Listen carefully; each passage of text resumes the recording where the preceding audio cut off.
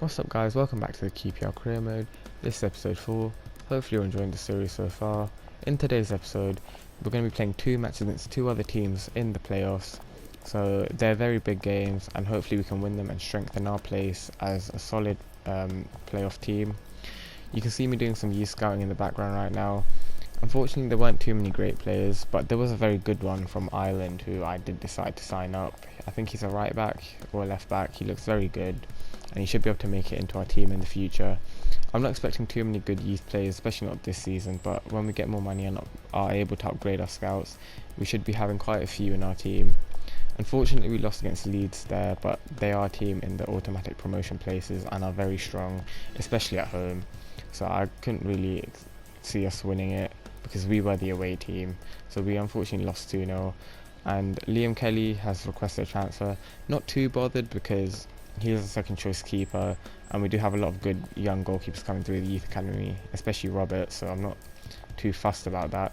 We did manage to win our second game of the episode, however, 2-1, which was good to see us bounce back. And it was also nice to see a lot of good training results there, except Manning, who unfortunately got a D again here. But Roberts is improving a lot, so he should be able to make it into the team soon, potentially even by the end of the January transfer window, at the rate he's improving at. Our first game of the episode that we're going to actually be playing was against Fulham, as you see me doing the pre-match press conference there. Fulham are a good team, another London team of course, so it sort of is a derby. I don't think they're actually rivals, but you know, it's a London team, obviously you always want to beat them, and they're also a playoff team, so there's a rivalry there as well, so it's going to be a very competitive game. This is the Fulham team here. They're playing a 4-3-3, but the defensive one, not the attacking one that I was playing. So it was obviously they're trying to, either hit us on the counter or play more possession-based football. And they had the first chance of the game. It was a decent ball in. We didn't really manage to get it clear properly, and their player turned, and luckily the shot wasn't great and it went straight to our keeper. But that could have been very dangerous if they had managed to score it. Second chance of the game fell to us, and based on it being in the 30th minute, you can tell it wasn't a great game, but it was a fantastic ball from Ezi, and Naki Rolls on his weaker left foot smashed it into the corner.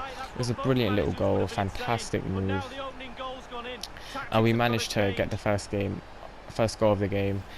And that was nice because it wasn't a great game and we needed to get the goal, because if they had scored they might have just played it around trying to frustrate me, and that's not fun for me. It's not going to be good gameplay for you to watch. But a few minutes later we won the attack again, and it was Ezi here again, getting into the box. Fantastic drag back there. Unfortunately the shot was blocked, but he kept the ball. Scullen played it into De La Vega and he hit it into the back of the net, and it was 2-0. And within the space of a few minutes we went from drawing 0-0 to 2-0 up, and there wasn't a lot of time left in the first half. So at this point I was feeling very confident that we would go on to win the game, but based on what happened against Brentford, obviously I couldn't become complacent and take my foot off the gas, because we saw what happened in that match and didn't want that to happen again. Luckily I was obviously more aware now because it's already happened. It wasn't actually a great finish from De La Vega, but it was a goal, so that's what matters. It was a fantastic save there from their goalkeeper. It was a beautiful volley from De La Vega. Unfortunately it didn't go in, but it was very close and it could have been 3-0 just before half time. We had to settle for the 2 goals. We were probably the better team, especially at the end of that second half where Fulham weren't doing a lot, but they're obviously a dangerous team, as I said, and a lapse in concentration could let them back in. But we had the first shot in the second half. Fantastic from Ezi to play in De La Vega, who crossed it to Naki Rolls, who got his second goal of the game. And it was a brilliant finish, a beautiful little counter-attack that they couldn't handle. And we're 3-0 up now, just after the second half started. And this is exactly what happened against Brentford, so I was also prepared to defend a little bit better this time and make sure that my players played as good as they had up to this point.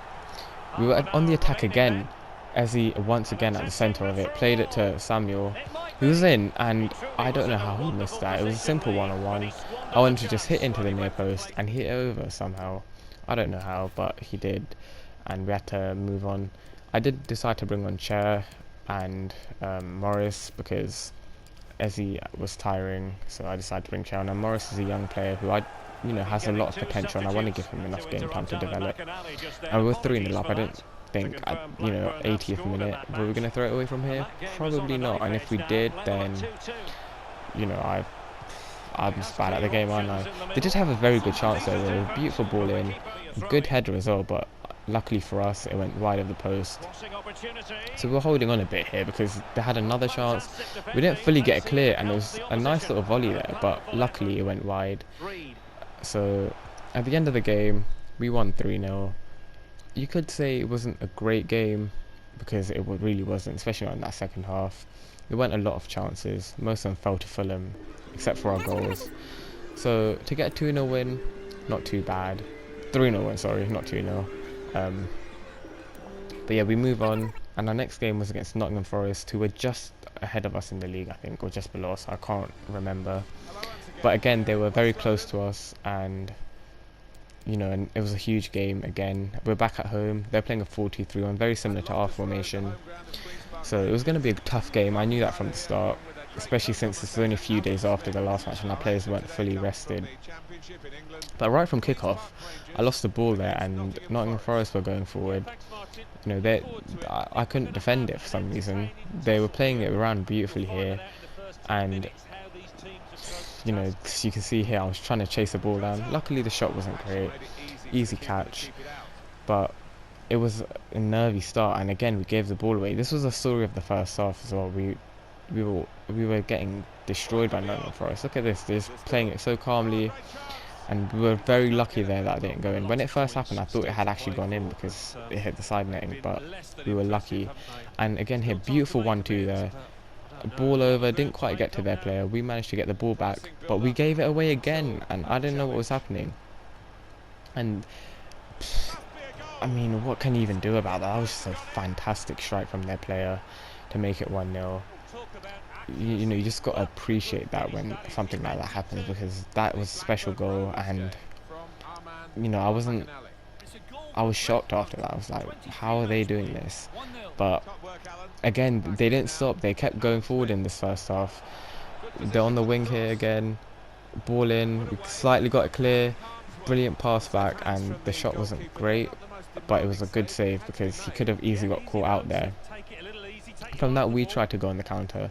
I decided to switch the tactic up to the 4-3-2-1, where Ezzy's playing a bit further back to try and get him more involved and try and get the wingers more central. But straight away, De La Vega here has a chance. Unfortunately, it's straight at the keeper. Should have done a bit better there. I don't know why I didn't finesse that into the far corner like I have for a lot of his goals. But from the resultant corner, we almost got it in. It was very, very light non-league, I would say. It's just ball bouncing around. Their keeper managed to get hold of it though. Unfortunately, we couldn't equalise. Again, fantastic little tiki-taka there from Nottingham Forest. Their shot was also straight at our keeper, so he managed to save it with relative ease. They did get a corner from it though, and from that, it was again a good save again from the keeper, and he was saving us really in this first half. We could have easily been 2 or 3 goals down here. From that corner again, cleared off the line, and I don't know what was happening, and at half time I realised that I hadn't fully sorted the tactic out, but we were on the counter here. So 10 minutes before half time with Samuel. There was a lot of pace, as we saw mainly in the Brentford game. We didn't do too much against Fulham except that one chance he had, but we couldn't make the counter count. Unfortunately, in the second half we lost the ball from a goal kick, and they were going through again.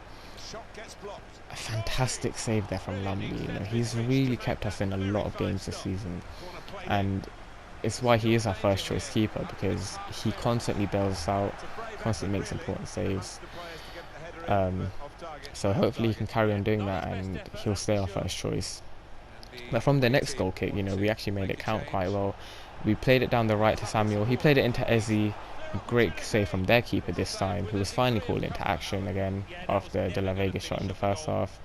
From the corner, couldn't really make it count, so I thought. We got the ball here, and here's Ezzy again doing what he does, down the left, wait for the run of De La Vega originally, but he crossed it into Wells, who scored again his 3rd goal in 2 games. and we managed to level it. We didn't really deserve this, if I'm going to be completely honest. I think you can tell from the highlights as well, we were lucky to be level. But Wells played it into Ezzy, played it back into Wells, who took it fantastically, and a brilliant finish into the far corner. It's such a good goal. The way he struck that was perfect, and it went into the corner. And we you know, from not playing well at all, we were 2-1 up in this game, completely against the run of play. And after that, I decided to bring Cher on again as he was tiring. Obviously, didn't want to risk him getting injured because him and De La Vega have probably been our key players this season, along with now Wells, who's playing very well. So decided to take him off because, you know, we need him in. We need him to be fit essentially for a lot of our games. And here was Cher right at the end of the game, had a chance to score. Unfortunately, he did hit it over and wide, but we managed to win again. Nottingham Forest were clearly the better team in that match. I can't deny that. We weren't great, but you know, the mark of a great team is winning even when you're not playing well, and we won despite not playing very well. And obviously we're doing the post-match press conference here. I don't think we were the strongest side at all, but at the end of the episode we're in 4th place. You know, we're doing very well, and hopefully this can continue. We're 4 points clear in the playoffs now. So hopefully we can continue this form into next episode and future episodes for the rest of the season. Hopefully you guys enjoyed this video. If you did, make sure you hit the like button, subscribe if you're new, and comment anything you want to see in the series. But until next time, I'm out. Bye.